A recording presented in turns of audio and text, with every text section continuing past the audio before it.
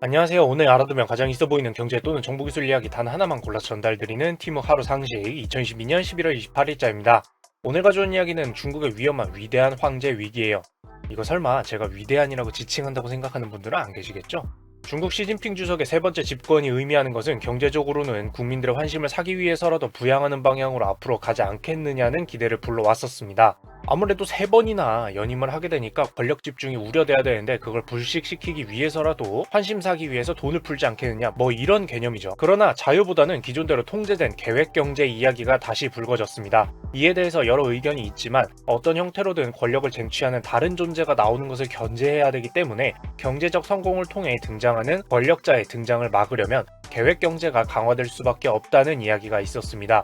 대표적으로 빅테크 기업의 전 세계적 성공이 있은 후에 보상을 받기보다는 오히려 국가의 통제하에 들어가거나 빅테크 기업의 설립자가 국가로부터 억압되는 모습을 보이는 등에서도 우려되는 부분이기도 했었죠. 이로 인해 미국으로부터는 중국 기업은 기업으로서의 면모보다 국가를 위해 일하는 모습 또는 국영기업의 투자가 이루어졌다는 실제 사실로 인해서 미국 주식시장에서 사실상 퇴출 수순을 밟기도 했습니다. 또 다른 예로는 일부 부동산 기업도 마찬가지였죠. 핵심은 새로운 권력 창출이 이루어지게 되는 것에 대한 통제 경향이 드러난다는 건데요. 궁극적으로 하나의 권력을 기존보다도 더 최고 지위로 올려놓기 위한 중국식으로 표현하자면 그레이트 엠페러, 역사상으로도 유례없는 지도자의 지위를 가지려 하는 데 있다는 말이죠. 영수, 즉 인민영수라고 하는데 최고 지도자를 말합니다. 이 의지가 얼마나 강력해지고 있냐면 지금까지는 반대 세력, 즉 반시진핑 세력으로 볼 수 있는 사람들을 그래도 자리에 중용하기도 하는 모습이 있었습니다. 그러나 이번엔 그러기는커녕 자리에서 끌어내는 등 강력한 배척을 실시했어요.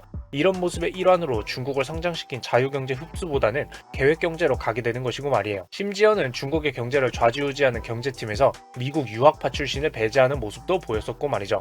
그리고 최고 지도부라고 할 수 있는 곳에서 7명 중 2명 정도는 반대 세력에게 자리를 내줬었는데 이번에는 그마저도 없앴었습니다. 그럼 이런 경향이 중국의 글로벌 기업, 대기업에만 영향을 미칠 거라 얘기가 나왔을까요? 이런 배경에서 제로 코로나 정책은 코로나 감염을 억제한다는 목적도 물론 있겠지만 공식적으로 문제없이 사람들의 이동을 봉쇄할 수 있는 정책 배경이기 때문에 활용되는 것 아니냐는 말도 나올 수밖에 없었습니다. 물론 법적인 문제 없이 진행한다는 것일 뿐 사람들의 삶 속에서 경제적인 부분을 포함한 고생이 없다는 것은 아니겠죠? 사람들의 불만은 쌓여갈 수밖에 없었습니다. 중국의 이미지가 대외적으로 어떻든 정부의 말을 100% 고지고대로 듣는 사람들이 사는 곳은 아닐 테니까요. 이때 지난 2022년 11월 24일 신장 위구르 자치구의 우르무치시에서는 하나의 화재가 발생했어요. 신장 위구르 지역은 인권 관련하여 다른 이슈도 존재했었던 곳이었죠.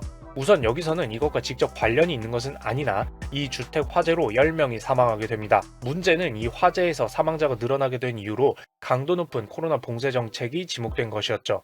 우르무치시는 벌써 100일째 봉쇄되어 있는 곳이었거든요. 그러면 많은 사람들이 주택에 봉쇄된 채 있다는 것이고 그만큼 모든 주차장과 주차 위치에 차량이 많다는 의미입니다. 그러면 화재 진압 차량이 적시에 도착할 수 없었을 것이라는 점이죠. 이는 공식적으로 확인된 사실은 아니더라도 중국 인터넷을 통해 빠르게 확산되었습니다. 물론 여기서 한 가지 더 짚고 넘어가야 될 것은 주차가 그만큼 많이 되어 있었다면 어쩔 수 없는 거 아니냐라는 함정에 빠질 수 있지만 봉쇄 정책으로 인해서 주차가 많이 될 것으로 예상이 되었다면 화재 진압 시스템도 그거에 맞게 걸맞게 수정이 이루어졌었어야겠죠. 그것이 특수한 정책에 따른 올바른 행정 시스템 수정일 테니까요. 그리고 바로 다음 날인 25일부터 우르무치시에서 추모 시위가 곳곳에서 벌어지기 시작합니다. 우르무치시를 관할하고 있는 신장성은 무책임한 소문일 뿐이라며 소동에 대해서 불법 및 범죄 행위로 단속하겠다는 경고를 하기 시작을 했는데요. 어떠한 해결이나 사실 확인보다 억압부터 하게 되는 거죠. 이에 따라 더불어 상하이에서 11월 26일 밤부터 촛불 집회 시위가 시작되기 시작합니다. 항의의 상징인 빈 종이를 들고 경찰들 사이에서 시위를 시작했고 여기서 그간 볼 수 없었던 구호까지 등장을 하게 되죠. 중국에서는 정말 볼 일 없을 거라 생각한 중국 공산당 타도, 시진핑 타도가 등장하게 됩니다. 더불어 시위 현장에서 경찰에 의해 구타당하거나 최루탄에 의해 문제를 겪는 중이라는 말도 시위 참여자로부터 전해지기 시작했죠.